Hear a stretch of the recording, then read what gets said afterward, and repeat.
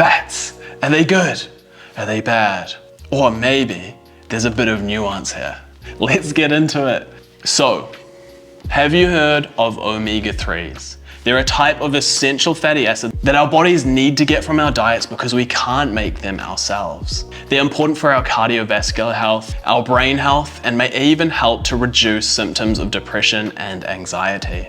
They're also incredibly important for the health of our eyes, our joints, our skin, our metabolism, reducing inflammation in our body, and so much more. Yet with all of these incredible benefits, most people don't meet the recommended intake for omega-3s. So let's dive in and understand a little bit more about omega-3s. What are they really? So the starting point for omega-3 is alpha-linolenic acid. This is an omega-3 fatty acid that's found in plants and some marine algae. If we eat these plant foods that contain these omega-3 alpha-linolenic acid, our bodies can convert them into these longer chain bioactive forms, eicosapentaenoic acid or EPA and docosahexaenoic acid DHA. And these are what our bodies use. They're really important for so many aspects of our health. The problem with this is this process of conversion in our bodies isn't super efficient. Only about 5 to 15% of the alpha-linolenic acid that we consume actually gets converted into these longer chain forms of omega-3. It's important to note though that the alpha-linolenic acid is still very beneficial for our health even if we're not converting it all into these longer chain forms.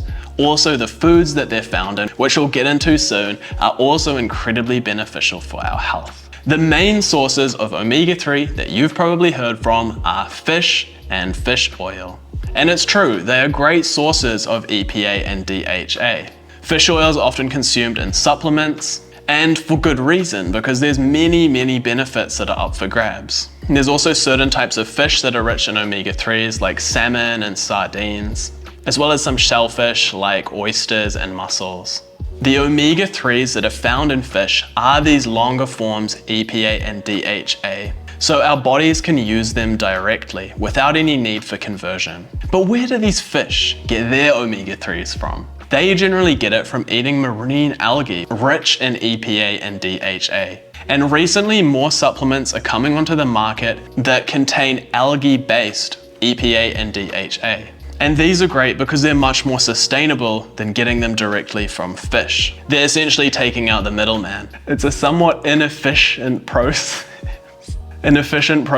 to go from the algae to the fish to the supplement. But it's important to note though that fish can be a good source of protein and other nutrients for people, and that's why they are in all of the dietary guidelines around the world, having a few servings of fatty fish per week.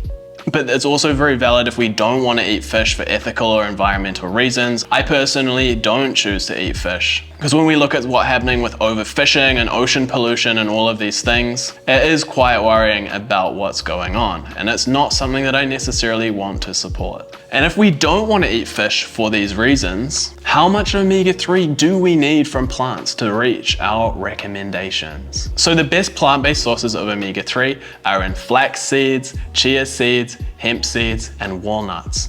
These three seeds that I mentioned in the beginning, it only takes about 1 to 2 tablespoons per day to reach the recommended intake of omega-3. And this is even assuming that we're not converting it well. This is being conservative and assuming we're converting 5% of the alpha-linolenic acid to the EPA and DHA or less. And it's super easy to do, adding a tablespoon or 2 of flax seeds to a smoothie, having a chia seed pudding, or adding some hemp seeds onto your morning breakfast or a salad, for example. Walnuts are a little bit lower in ALA, but consuming about 7 to 12 walnut halves will also give you a similar amount of this ALA omega-3. And all of these foods are incredibly beneficial. They don't just contain ALA, they have many other beneficial nutrients that are great for our health. So whether or not you're eating fish, they're all great to include in your diet.